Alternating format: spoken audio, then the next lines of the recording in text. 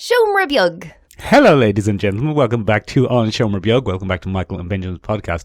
I am Michael, and I am joined today by the man who is to attractiveness what Michael Morbius is to vampires. It's Benjamin. A strange cobbled together mess that doesn't quite fit the profile. No. Oh. I mean, he is a vampire, but not in the traditional sense. The music for the podcast. We don't actually have anything music. Very good. I've got you again, Ben. I've got you again. It was a good verbal little bit of banter there. And Ben, the best thing about it is I've given away the topic for the week. Yes, straight away. Bloody... Oh, my voice is gone, Michael. I've only just realised. You've been fine the whole time we were doing the pre-production meeting, and you did one Vin Diesel impression pre-roll, and now you've lost your voice. Amelia. Now it's gone. Yeah. All right. Well, it looks like I'm going to be carrying the podcast this week, as usual, say the listeners. Benjamin, sorry, I don't know why I'm being so mean. All right. We were so nice to each other Michael's just been in a foreign land, left him with a sour taste in his mouth. We were so nice to each other until we started rolling. The second you hit that little red button to record things, it all went tits up. I turned into a real prick. Anyway, Ben, it's not the first crisis that we've encountered this week. Oh, buttery segue. Excellent. No, Michael, it isn't. Bloody Crisis on Infinite Earths wrapped up this week, the CW's major project. And Michael... Hello, Benjamin. Bloody surprising things abounded. Lots of surprising things happened, Ben. It was quite interesting, really. Yeah. We have to say, Ben, I have to say, this whole thing is very much in the same sense that Marvel got the movies right and DC made a balls of them. DC got TV right and Marvel made a balls of it. They have such a tidy visual middle finger. It was Marvel like, TV. Look, we know you beat us in the whole movie thing, you cooks, but fan service. Yeah. Well, I mean, the Crisis on Infinite Earths thing was so much DC TV's Avengers Infinity War Endgame. Oh, it absolutely was. It was even split the same way. The first three parts were very much the Infinity War part, where the good guys end up losing and everything goes all a bit wonky. And then the second two parts were very much the Endgame part, which is full of, let's get everything back together, let's put everything back in place and do loads of fan service. Yeah. And they did that. Oh boy. Such fan service, Ben. Such fan service. Which fan service will we start with? Do you want to start with I don't know, go on, pick your favourite there. I think you could hazard being a tiny bit closer to your mic. I think your pop filter is probably convincing you that you're closer to it than you are. Sorry about that, ladies and gentlemen. No problem, Ben. Don't worry, nobody listens. Okay. What was I saying? I got a little bit too close to the bone there, Michael. This is our final episode, ladies and gentlemen. The existential crisis has set in. That's the first time Michael has admitted it's just two men sitting in a room. Two men sitting in a room in an echo chamber, literal echo chamber. We don't even hit record anymore. No, it's a fake thing I do just so you don't panic. What was I saying? Fan service, the biggest fan service, Ben. Yes. And it's funny because it's such an easy thing to do. Well, it's not an easy thing to do, but it is an easy thing to do. They crossed over with the bloody movies. Yeah, they just did it. They were like, yep, there you go. There you go. Well, Marvel, was that so hard? The thing is, though, Ezra Miller, Ezra Miller's in it. Yes. And he's the Flash. Yes. But it's where he learns the name the Flash, which is quite funny. Which was quite good. Yeah. Flash. His big screen overacting seemed out of place on the small screen. Funnily enough, I read it the exact... yeah, that's kind of how I read it. He's a much more charismatic presence than Grant Gustin. No offense to Grant Gustin, who's carried a series, but Ezra Miller's Flash just seems slightly more enjoyable as a character. That you couldn't sustain that for 7 series. No, you absolutely couldn't. But it was funny putting the two of them together because one is intensely more likable and believable as a kind of happy-go-lucky speedster.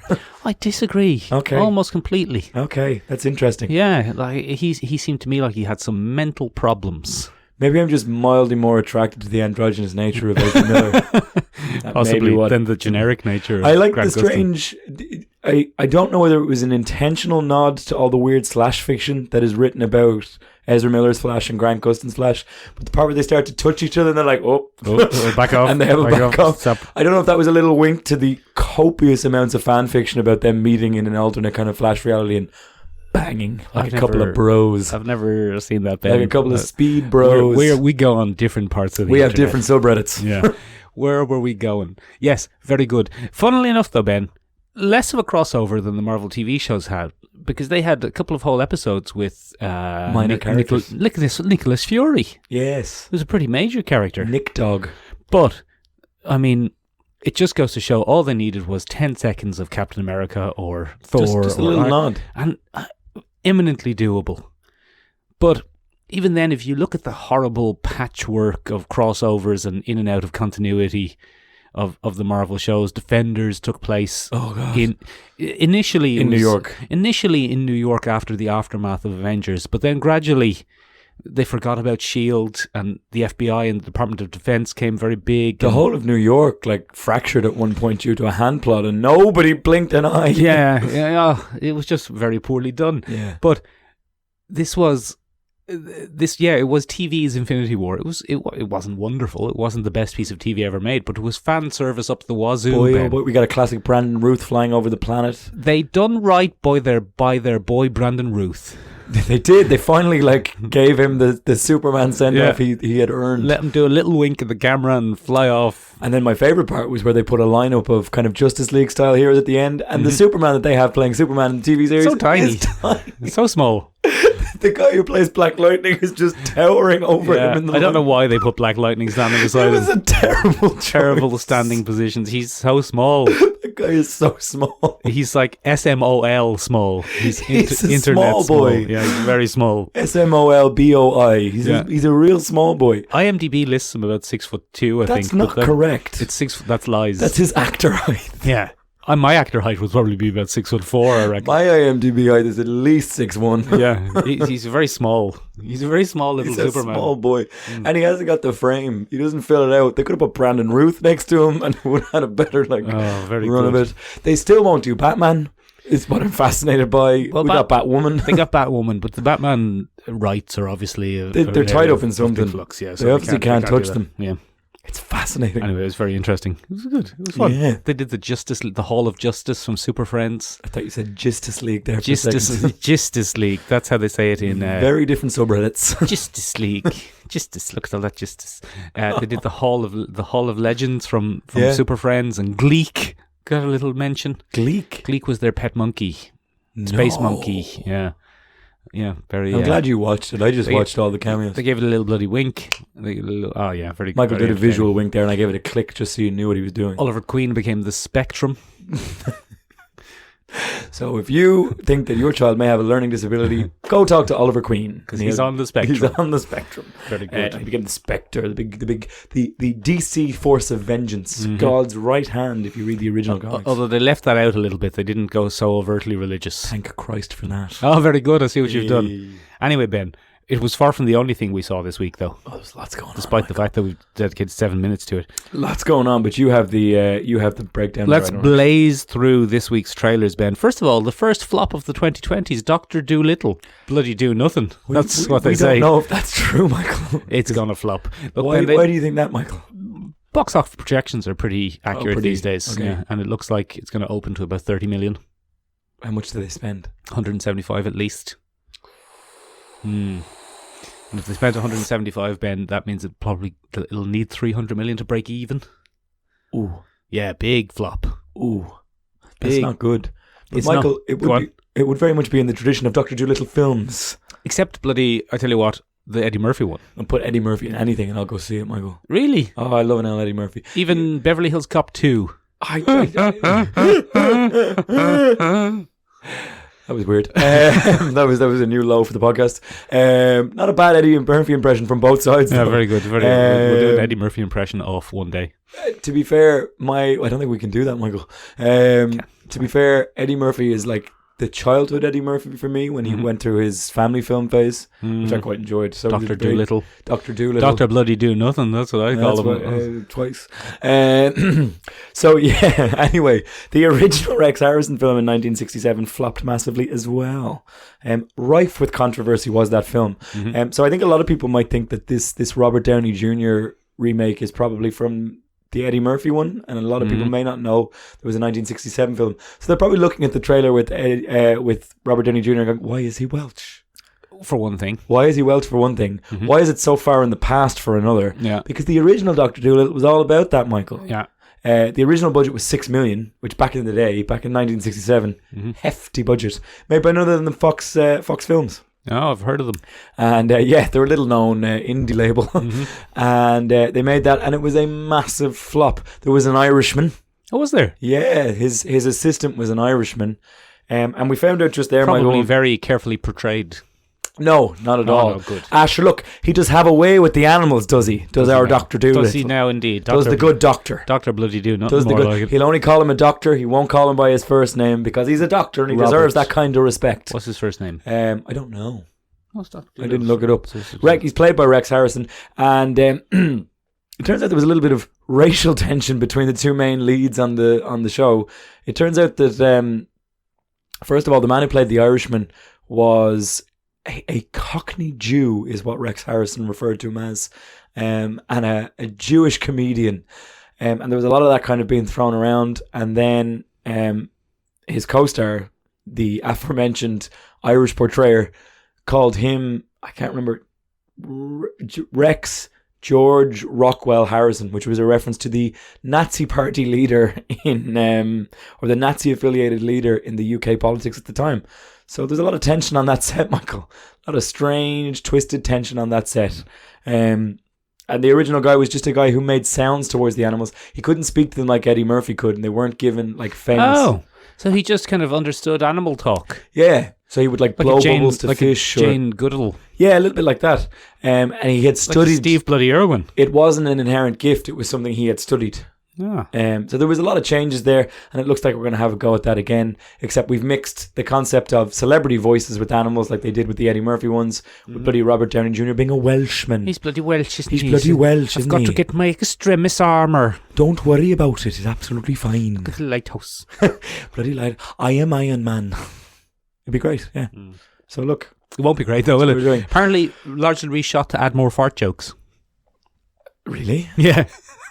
Early test audiences said not funny enough, so they brought in a director to do reshoots and add more fart jokes. Think farts are funny? I don't know. Farts are pretty funny, Ben. Every time we do a fart in the tiny room, we have to stop recording and have a little giggle. On a personal level, but I don't think we broadcasted that people for a good reason. Look, yeah, first flop anyway. First flop of the year. Be like you and I did a Comic-Con video and I went, haha, I like your costume. It's just not funny. What we're going to do this year. It's just not funny. See us at Dublin Comic Con March edition. What you're going to do. Benjamin, speaking of films with Robert Downey Jr. that probably won't flop. Go on. We also watched trailer 2 for Black Widow. Yeah. Black Widow 2, White Widow. Black Widow 1, White Widow also. Everyone's a widow. Thank God you don't work in Hollywood. Black Widow 1, Black White, also White Widow. Everyone's a widow. That's what it's called. Yep. Everyone's a widow, baby. That's all right. Oh, that's so good. See what we did? That was good. Oh, if only we were doing a whole episode on that. That's what we should have called our Black Widow episode. Yeah, well, it's too late. That's all right. Yeah. Too late, Ben. That was really good, though. It's just off the cuff. I don't have any jokes written down in my book of jokes. If you don't know this, ladies and gentlemen, Michael, quite a funny man. I sometimes have jokes. Quite a bit of banter. Moving on from there, ladies and gentlemen. We got a second trailer for The Black Widow. Mm-hmm. And a lot of rehashed material from the first trailer. Well, that's trailers, isn't it, Ben? We got the same joke of, you got the fat. Yes, you got the But fat. we've added a little bit extra with it's mostly water weight. What What I find interesting about the whole trailer, Ben, is that all the Russian characters do the Russian accent, which people thought Black Widow would probably do 10 years ago when she was introduced to the Marvel Cinematic Universe. No. And of course doesn't make any bloody sense. Because if you're an international spy, you can't go and go, hello, my name is Maria. I am from... You can't have heavy X. Yes, I am from Nebraska. No, you're not. You're from Russia, aren't you? From Russia. No. I am from Nebraska. Why you say this to my Yes, shit? I am from Sioux Falls, Nebraska. I think that's not in Nebraska. Yes. Have you seen my suit?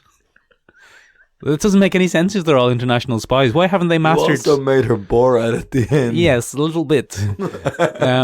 Why can't they do accents? Like, it makes sense maybe for Red Guardian that he can't do the accent. He doesn't care. It doesn't matter to him. Doesn't matter to him. Who's training these Black Widows that they can't even do a bloody accent properly? Well, there is an actual Black Widow in the trailer, which I don't think would fly in Russia. I'm just saying. Well, it's modern Russia, isn't it? Oh, okay. Or, there's a whole... Are there a lot of black people in modern Russia?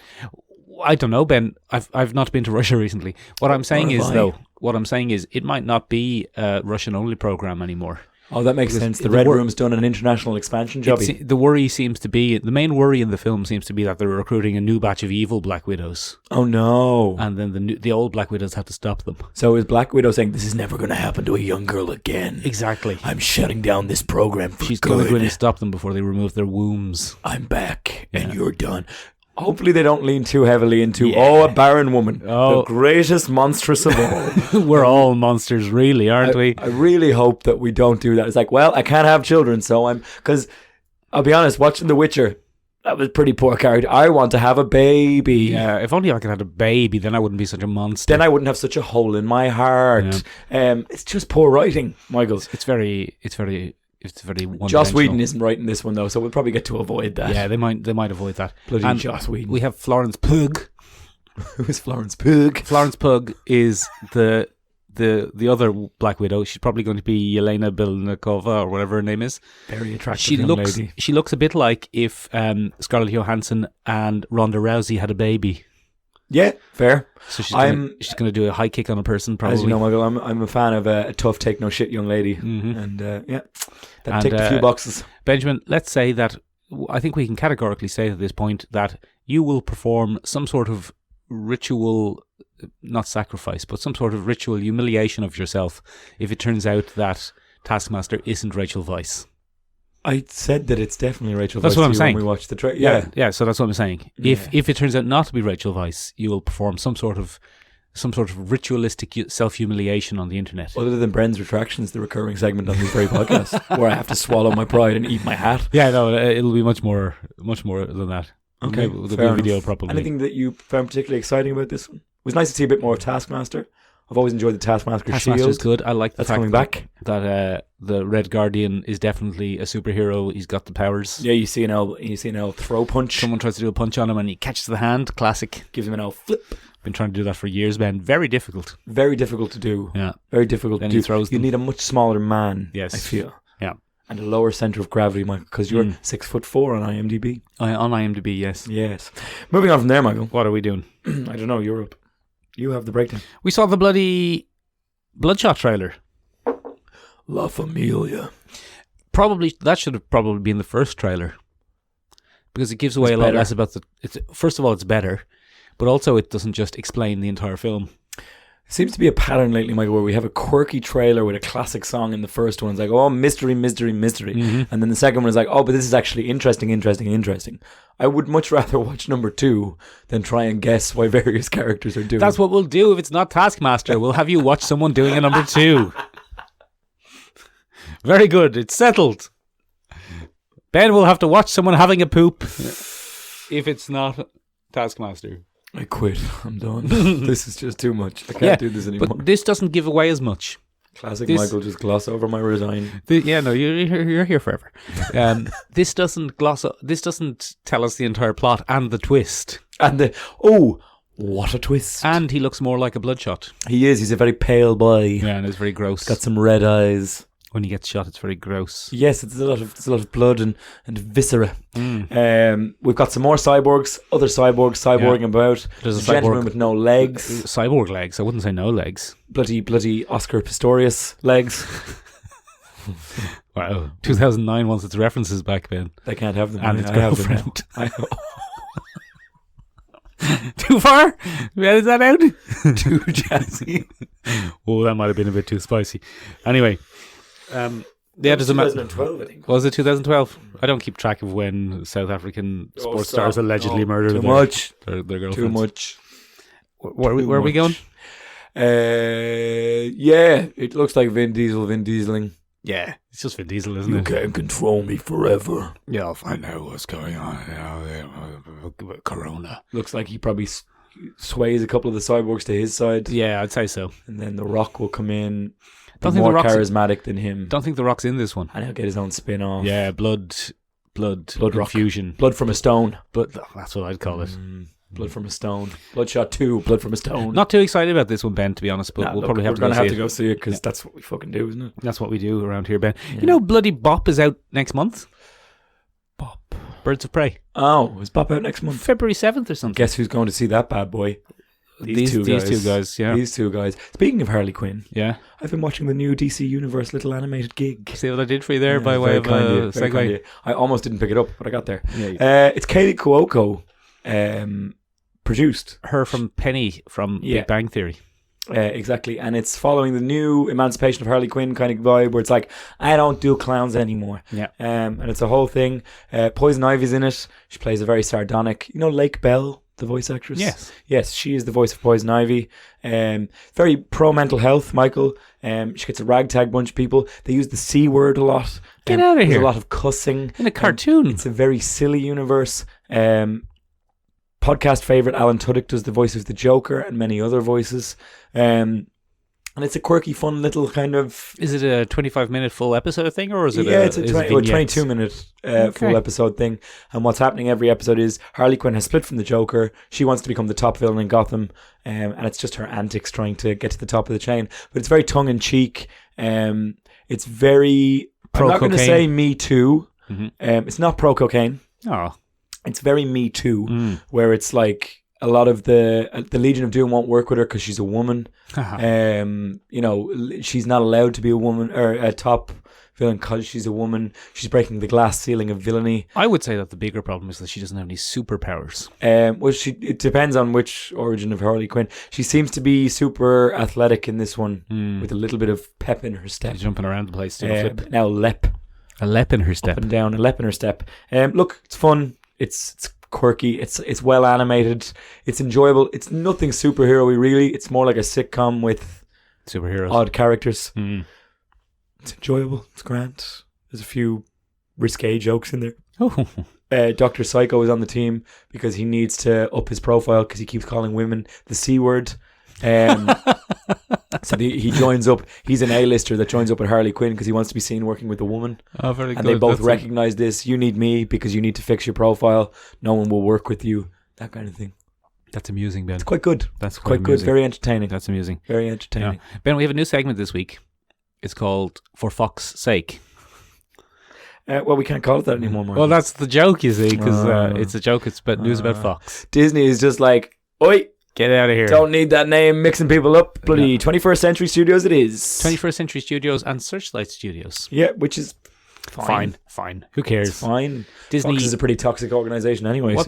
So's Disney probably. Disney owned 86% of box office last year? Yeah. Terrifying. They can do whatever they want. They can do whatever they want, Ben, because they are entertainment. But they're dropping the premise now. They're not even keeping an alternate name. They'd be like, oh, that's the competition, but we secretly puppet it. Now it's just like, nope, no more competition. Yeah. 21st Century Studios. 21st Century Studios. Absolutely fine. It makes sense to keep that iconic. Oh yeah, that's great audio branding. Except when you do it wrong. Like you. Yeah. The other thing is we never talked about New Mutants. We don't even not have that on our list. Did we forget? New Mutants is actually coming out. Yeah. Allegedly. No, the two new trailers have dropped. It's got to come out now. Bloody bad timing. They waited until Maisie Williams' star had kind of waned since they fucked up an entire season of Game of Thrones. But it looks to be like a Shutter Island-esque. Yeah, I can see flick. that. Yeah. With a few superpowers. But more superpowers than the initial trailers led us to believe there would be. Yeah, there's stacks. Loads of superpowers. There's a cannonball, a sunspot. Mm-hmm. Bloody magic. Magic is there. Bloody Wolfsbane. Bloody... There's one more. Who's the dreamy lady? Mirage. Danny Moonstar, that's it. She's in there. And it looks like she's the key to unlocking the whole affair. Or maybe the whole affair is caused by her powers and they don't realise it until close to the end. Yeah. Whack back. Yeah. So yeah, that's that covered. We watched one more trailer this week, Michael. Speaking of bloody 21st Century rebrands. Did we? Oh, we did, yeah. No, I had a better... Speaking of pale skin and dark eyes... From Bloodshot, remember? It's bloody January in Ireland. Very good.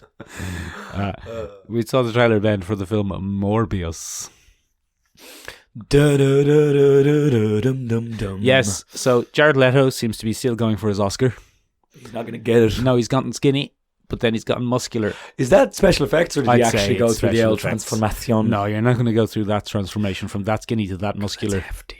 Yeah, that would kill a man. Yeah, I think. Well, it didn't kill Christian Bale. Christian Bale didn't do it in a single film. Okay, he did it over. Yeah, that's true. You know what I mean? That's true. So I'd say the muscular is the real one. Can you imagine his toilet schedule after he gorged himself on all that? Oh God! I don't imagine it, Ben. I dream about it. I love it. I love having a poo.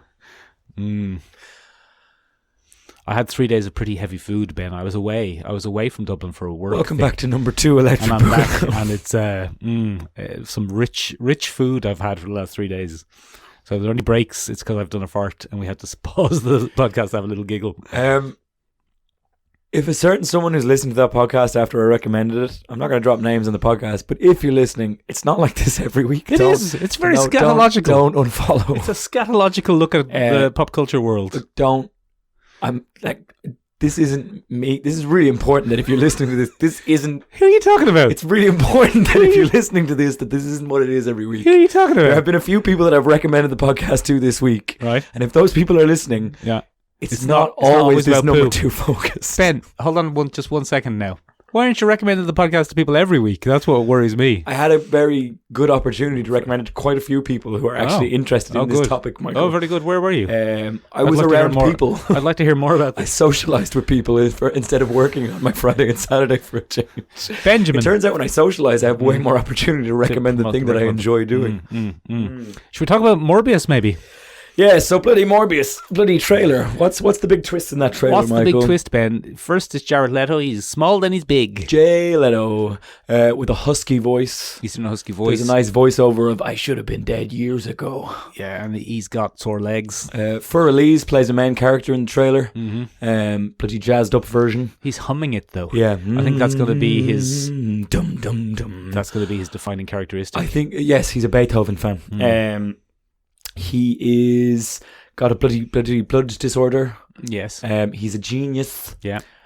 Classic Spider-Man villain, really. Science gone wrong. Yeah. But then, Michael. Yes, what happened? The big twist that made the fanboys foam at the mouth. Yeah. We see 2 panels. One panel was walking past a mural of a Spooderman. A Spooderman with the word murderer written over scribbled over it, which would seem to tie it in with our latest Spider-Man film. Mm-hmm. And then... Yes. Got tired of the whole good guy thing, huh, Doc? Yeah. Yeah. So bloody Michael Keaton's back as Le Vulture. Adrian Toomes. Great character. Just enjoyable. He was very to see good, on screen. wasn't he? He was very good. That's what made me want to see it. Because I was afraid of another Venom. This is the worry, isn't it? But now I'm going... This is the worry. There's lots of worries here. First of all, the trailer says, from the studio that brought you Spider-Man Far From Home. Did they, though? Did they, Ben? Did they? No. From the studio that brought you Spider-Man Homecoming. Did they? No. No, they didn't. Did they, though? From the studio that almost ruined Spider-Man Far From Home. From the studio that brought you Venom. They did. They did. Didn't they? And they did.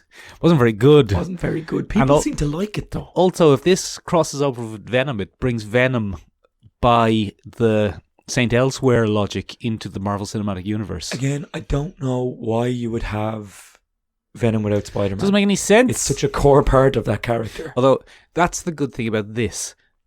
Morbius's origin isn't tied to Spider-Man.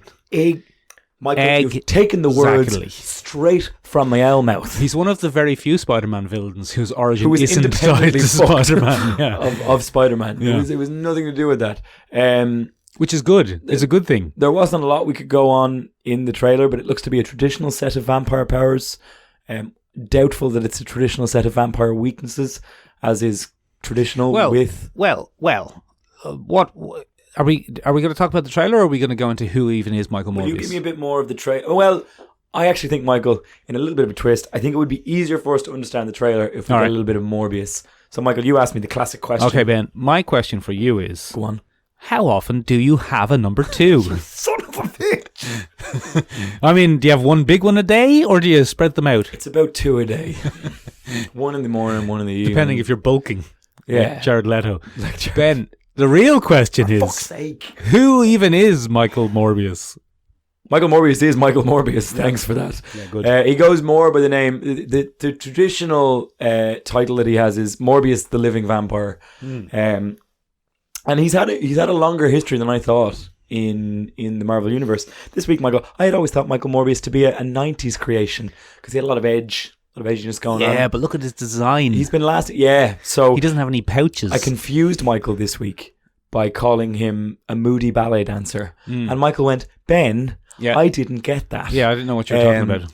If you've ever seen the old Russian ballet, they wear a leotard in a similar fashion. They like a deep V. Yeah. They quite often have a collar on the big on the thing. Floofy collar. Yeah. So I think he looks a bit like a moody ballet dancer. I see what you've done. But look, that's a throwaway joke, Michael. I have to create content for 5 days on a schedule on the internet. It's hard. It's not easy to do. It's draining. And you are the wittier of the two of us on this podcast. I don't know. I'm a notes boy, you're a jokes boy. Notes and jokes. Notes and jokes. Anyway, he actually debuted in 1971. 1963. 1971 in Spider-Man issue 101. The first issue not to be written by Stan Lee. Oh. Stan Lee left the comic to write a sci-fi film in 1971. The sci-fi film was never produced. Good. Take that, Stan Lee. And he left it on a bit of a cliffhanger. He left it on a bizarre moment where Spider-Man has grown 4 extra arms. He's the man spider. He's the man spider. I don't know if Stan Lee realizes, but spiders are not insects. So you would actually have 3 new sets of arms to make. No legs. Oh, because he has the legs. Never mind. Ben's a moron. I'm out. You forgot about the legs, Ben. That's it this week. I forgot about legs. All arms are. Spider-Man, oddly enough, not in a wheelchair. No. all arms are, Ben, are modified legs. Think about that for a minute. That's all they are. I'd rather not. That's all they are. All I want to know is, would it be easier to wipe, or would it be more difficult to wipe if you had lower down arms? so scatological. So scatological this week. Anyway, Spider-Man has been left on a cliffhanger in issue 100 of The Amazing Spider-Man. He's got bloody 4 new arms, and he's like, oh no! It just popped out. What do I do with these new arms? So he hunts down world-renowned geneticist Michael Morbius. No. He very much doesn't. Have you read this? No. Okay, I've read it. Oh, he very much doesn't hunt down world-renowned geneticist Michael Morbius. First of all, he calls Gwen Stacy. What's that saying? Have a little doodle. He's drawn a little 6-armed Spider-Man. Yeah, he very much doesn't. He very simply called Gwen Stacy and says, like, he whines a lot. That's what I've always hated about Spider-Man. Such a fucking whine. The first 10 pages of the comic are him whining about how this is going to ruin his life. So he calls Gwen Stacy. Everything ruins his life. Yeah, he calls Gwen Stacy and breaks up with her. And Gwen cries like a real 1970s stay-at-home girlfriend. Very attractive though, Gwen Stacy. I think he made the wrong move by killing her. Would have been better another way. So then his job calls him. A lot about what you like in a woman. What? Alive. Delicious. So his job calls him and says, Parker, we need you to take some photos, you cook. Should be easier. He's got bloody... No, he's like, I can't go out in public. People will see me because I've got all these arms. Look at all these arms and they keep getting in the way. So he calls his good friend, Dr. Kurt Connors, and says, hey, Dr. Kurt Connors, any chance I can borrow your gaff? Because I need to hide. I need to hide and sort some stuff out. And Dr. Connors is like, who is this? And he's like, it's me, Spider-Man. How would I know you're Dr. Connors and the Lizard? He's like, oh yeah, all right, you can borrow my gaff. It's in upstate New York. So nice. Spider-Man goes to upstate New York. A little holiday. Spider-Man takes a holiday. So he takes a little holiday to upstate New York with all his extra arms. And Dr. Kurt Connors' house is this horrible haunted house looking thing. Oh, for fuck's sake. Just by coincidence. And there's a lab in the basement. So he spends a couple of days trying to figure out how to bloody reverse this. Get rid of his arms and whining about how his life is ruined. Meanwhile, Ben, completely coincidentally, a ship comes ashore near the house. Very Dracula. Yes, very Dracula. And on the ship, Ben, the sailors are very concerned because there's a weird pale man who they think maybe killed the captain during the night. Classic comic book setup. Yeah. I don't like this stranger. So they attack him during the day when he appears to be weaker, but he's still much stronger than them. But he doesn't want to fight them. Yeah. But then, Ben, during the night, he loses his morality and gets stronger. And kills every man, woman, and every man aboard the ship. Exactly. There looks to be a ship in the trailer from Morbius. Exactly, Ben. Exactly. You see where this is going? And then he comes ashore, Ben, and spots this house. And goes, I'll pop in there. Oh, big bloody spooky house. A big spooky house. Perfect for me. A big spooky Dracula man. Nice. So he comes into the house and he just so happens to come into the house that Spider-Man is staying in. Comic books were terrible. Oh, very, very coincidental. And then he's in there and he goes, Oh, bloody hell, I'm starving. Look at this fellow with all the arms. Still wearing his Spider-Man costume while he's working in the lab. And he attacks Spider-Man to try and suck his blood. And he's like, I want to suck your blood, you Spider-Man. You man spider. So familiar. Look like I know him. So he tries to attack him. And he's winning the fight. And then Dr. Kurt Connors shows up to go, what's happening here? As the Lizard? No, as Dr. Kurt Connor. And then a three-way battle erupts between the Lizard, who hates Spider-Man, Spider-Man who's tired because he's been depressed, and Michael Morbius, the living vampire. And Michael Morbius gets the better of them and bites the Lizard. And when he bites the Lizard turns halfway back to Dr. Kurt Connors. Bizarre. And Spider-Man says, did you notice how your arm disappeared? Maybe that's the solution. So Dr. Kurt Connors, who's now kind of the Lizard, and Spider-Man, who's Spider-Man, decide to hunt down Michael Morbius because his blood probably contains the serum, which will be able to get rid of Spider-Man's all the arms problem. Because he's got too many arms, Ben. What? Yes, exactly. I see now why the original creator of this, Roy Thomas, wanted him to be a one-off. Roy Thomas was the artist, was he not? Sorry, no, Roy Thomas was the writer. Yeah, Gil Kane was the artist. Gil Kane was the artist, yeah. And Roy Thomas was like, I originally intended him as a one-off. I didn't see him. So, in the next issue... He was a plot device. In the next... well, it was like, how the hell are we going to get out of this trap Stan Lee laid for us with all these arms? Vampires will sort it out. In the next issue, we see his origin story. And in his origin story, he's... Jared Leto was messing around in the lab. Basically, yes. He's deathly ugly in the origin story. Yes, he is. He has a rare blood disease. He's got a weird nose, and all the vampire-looking things about him predate him being a vampire. That's going to be very important later, Michael. We're going to get to that in a second, but keep going. So he's deathly ugly, and he's dying because his white blood cells disintegrate. So he thinks that by combining vampire bat blood and an electric shock, he will be able to cure his disease. So he rents a ship. He rents a ship. He puts on a special undersuit layer to protect his body from the electricity. Nice. Now, why it looks like a 1970s vampire, I don't know, but that's what he chooses. That's what suits were back in the day. That scientists had fashion and functionality in mind. And they go out to sea to perform their illegal experiment. Yes. And the experiment goes awry, and he becomes a living vampire. Vampy boy. Yeah. And he accidentally kills his best friend. Oh, no. And then he flees and gets picked up by the other ship, which we then met him on later. Oh, no. Yeah. Now, Michael. Yes. Me or Michael Morbius? Not Michael Morbius, you. Michael Morbius is above us there, clinging to the ceiling, going, yes, tell my story, yes. Where's he from in the comic? He's Greek. He's European. No, in the comic he's European. In his origin story, Greek. he's European. Later, he's Greek. But we'll get to that in a second. Michael. Would his name then not be Michael Morbiopolocalpux? Yeah. Take that, Greece. Roy Thomas couldn't spell all that in one. That never fit in the speech bubbles. Okay.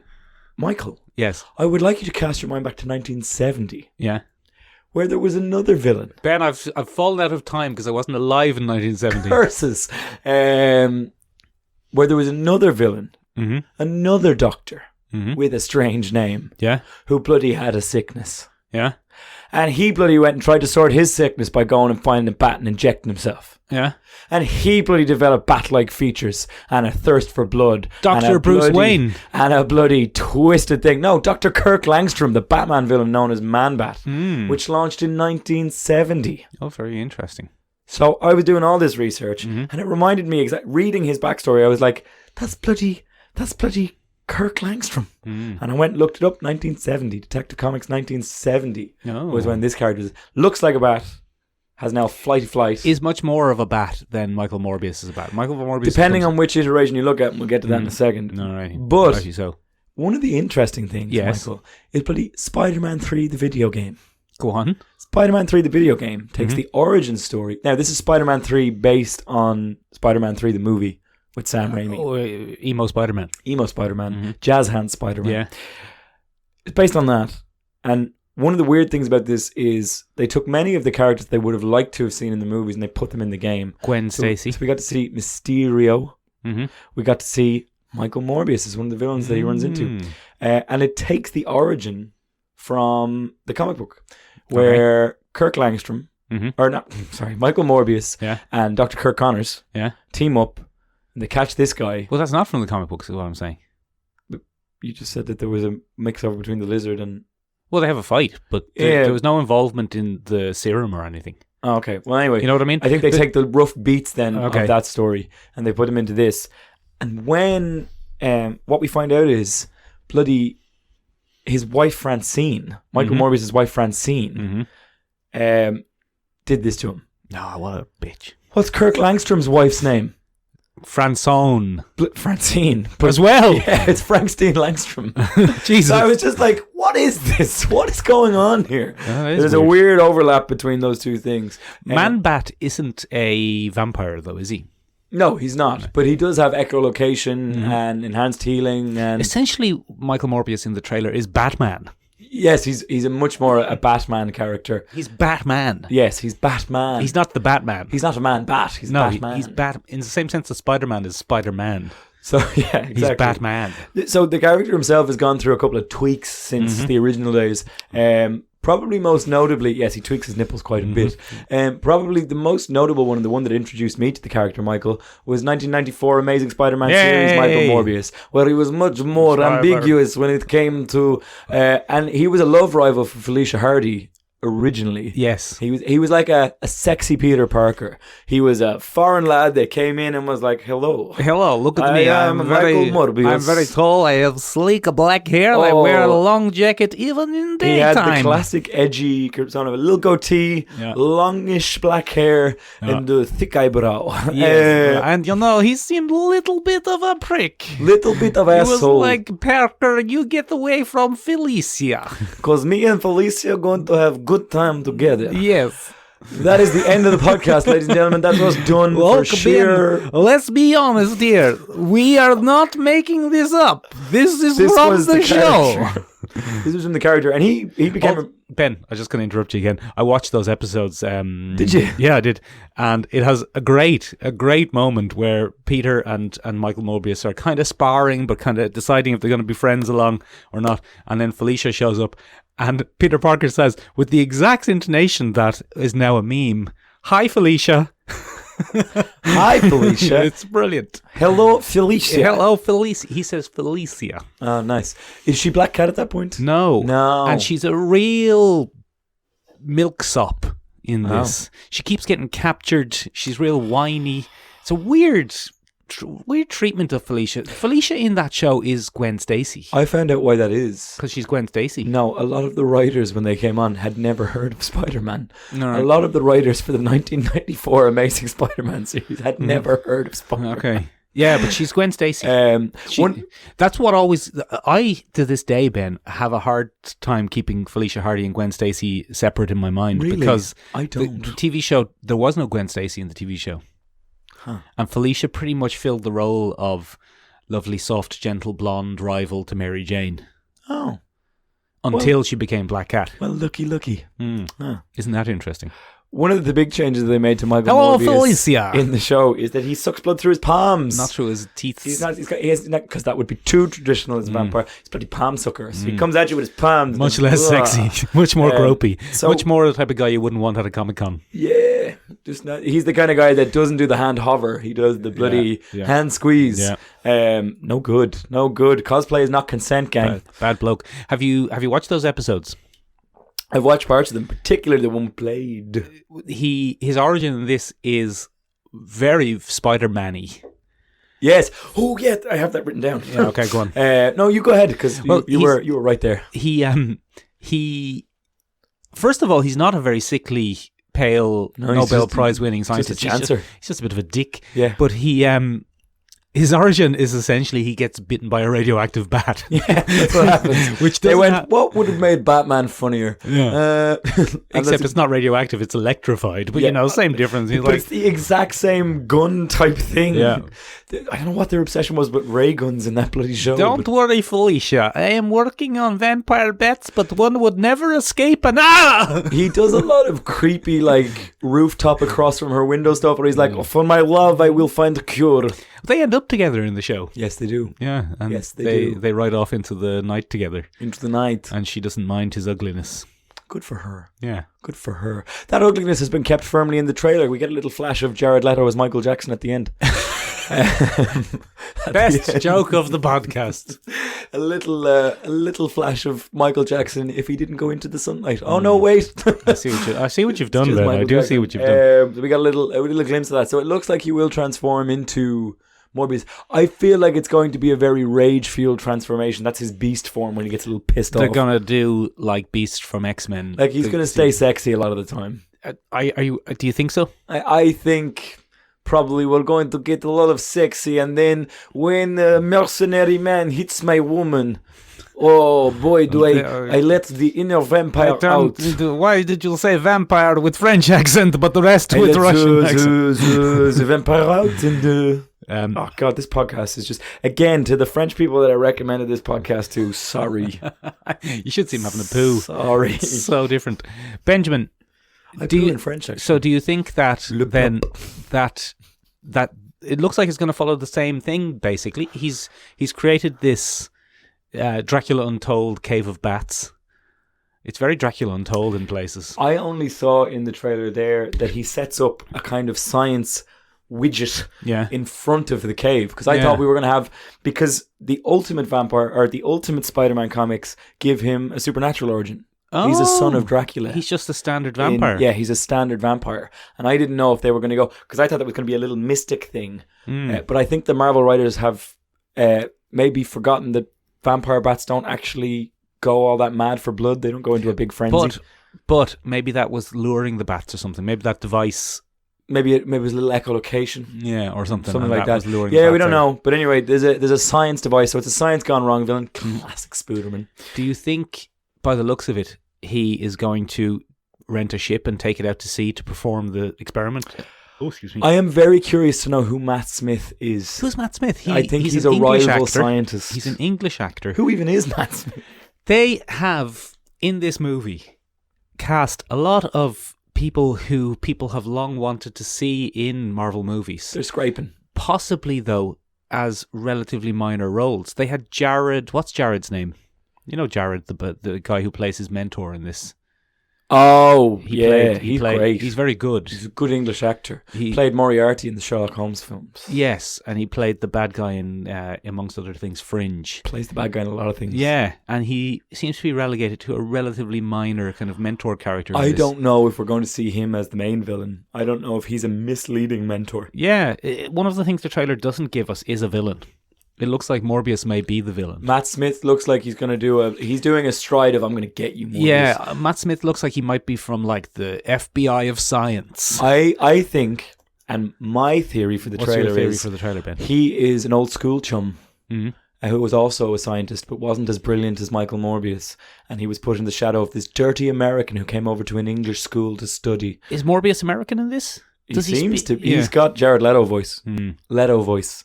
I don't know if Leto could get away with a little bit of this. Hello, my name is Jared Leto. He probably would if they let him. Yes, I would imagine the people at Fox like, all right, Jared. I am science vampire, but not supernatural After vampire. he mailed a bloody dead bat to Matt Smith, they're like, all right, Jared, tone it down. Yeah. Matt Smith will beat you up. He's very tall. He's very tall. He probably is 6'4". He doesn't need an IMDb height. But yeah, he's going to be in it.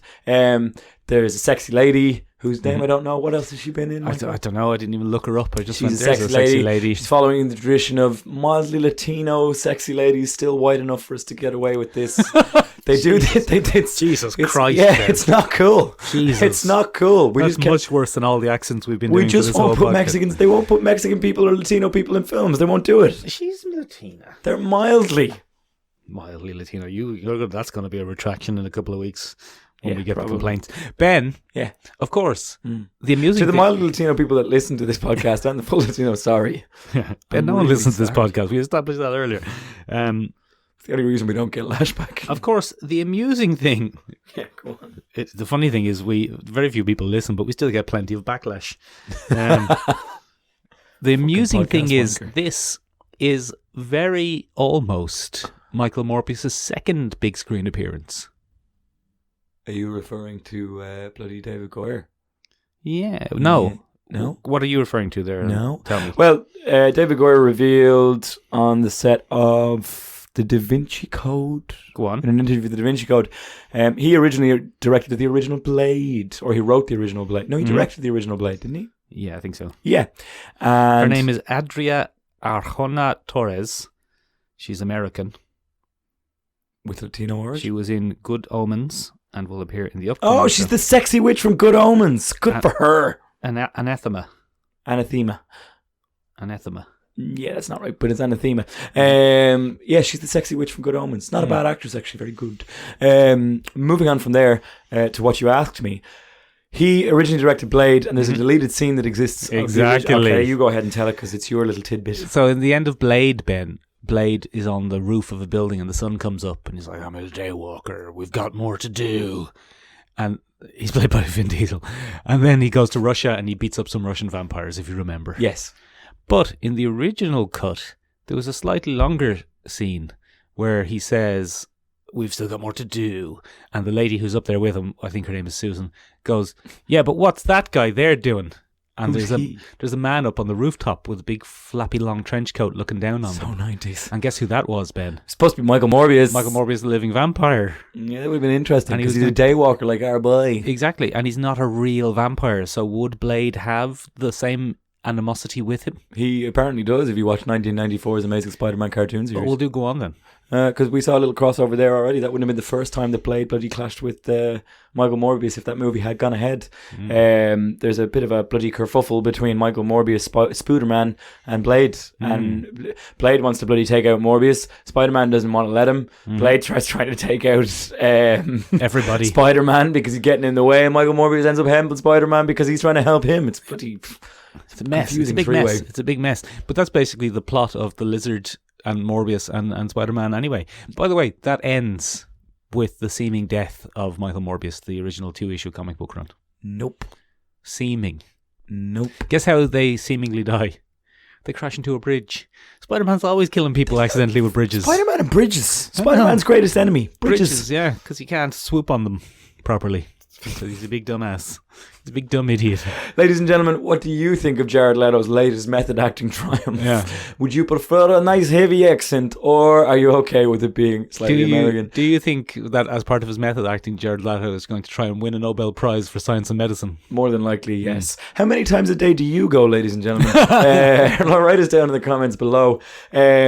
Are you excited for the film? Do you give a toss? Do you think it looks better than Venom? Are you interested to see how they try and mesh the universes together? No. Do you think, like me, that Michael Keaton's going to be the best thing about this film? Yes.